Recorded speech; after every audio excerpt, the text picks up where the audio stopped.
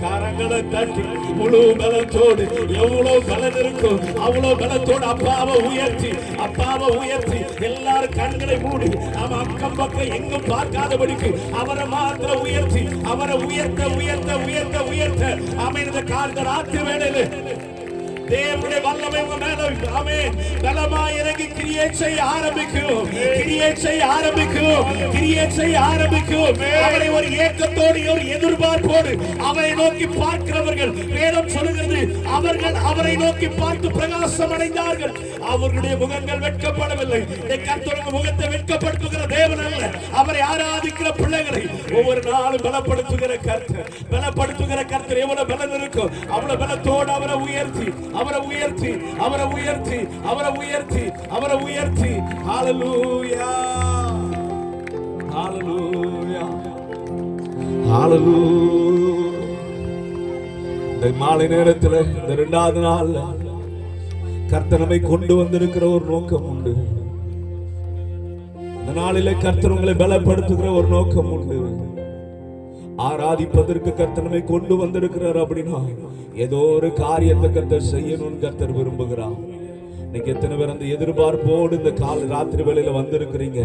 ரெண்டு கரங்களை உயர்த்தி உங்க தலைகளை வானத்துக்கு நேராக அண்ணாந்து பார்த்து நான் சொல்லுவேன் ஆராதனை நேரத்துல நமக்கு ஒரு பலவீனம் வந்துச்சுன்னா ஹாஸ்பிட்டல்ல போய் பல மணி நேரம் நிற்கிறோம் இல்ல எப்படியாவது காத்திருந்தாவது டாக்டரை பார்த்துறோம் நான் சொல்றேன் டாக்டரை காட்டிலும் நாம எதிர்பார்க்கிற மனுஷனை காட்டிலும் நம்முடைய தேவன் பெரியவர் அவரை எதிர்பார்ப்போடு அவரை நோக்கி பார்க்கும்போது நான் சொன்ன வசனத்தின்படியே அவர்கள் அவரை நோக்கி பார்த்து யார் அவரை துதிக்கிற ஜனம் அவரை ஆராதிக்கிற ஜனம் அவரை நோக்கி பார்க்கும்போது அவருடைய முகங்கள் வெட்கப்படாதே உங்க முகம் வெட்கப்பட்டு போகாதே ஹalleluya ரெண்டு கரங்களை உயர்த்தி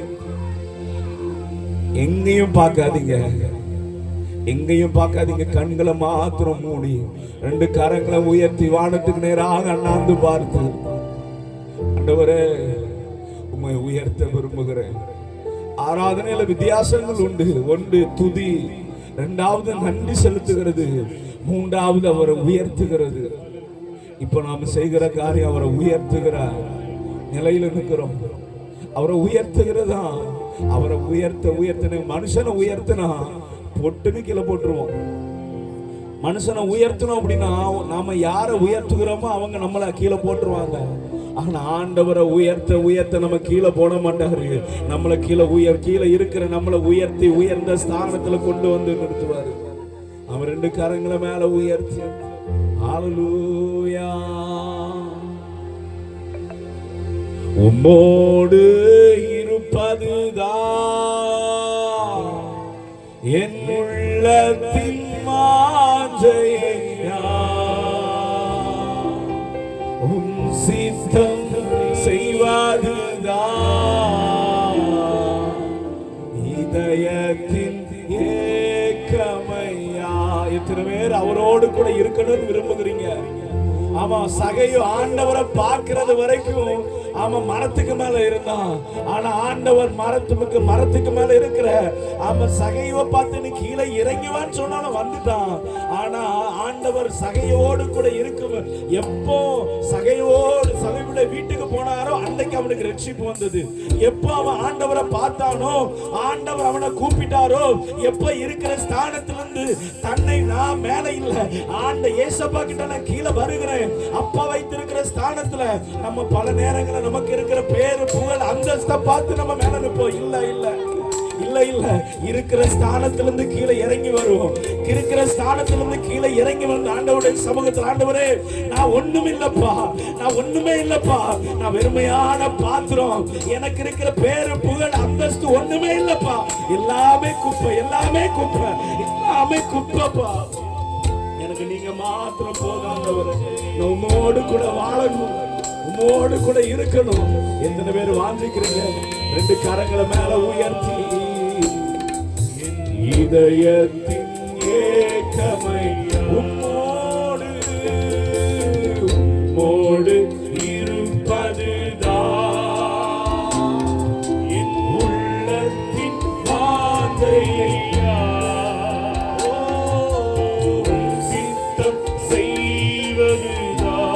இதயத்தின் ஏக்கமே, இதயத்தின் ஏக்கமை, எனக்காக யாவையோ, எனக்காக யாவையும் செய்பவரே, செய்து முடிப்பவரே,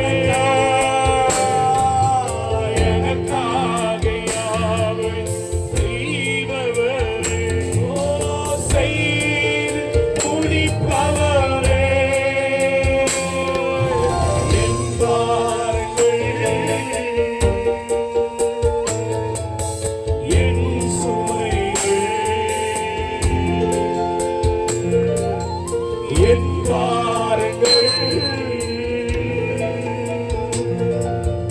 என் சுமை பாதத்தில்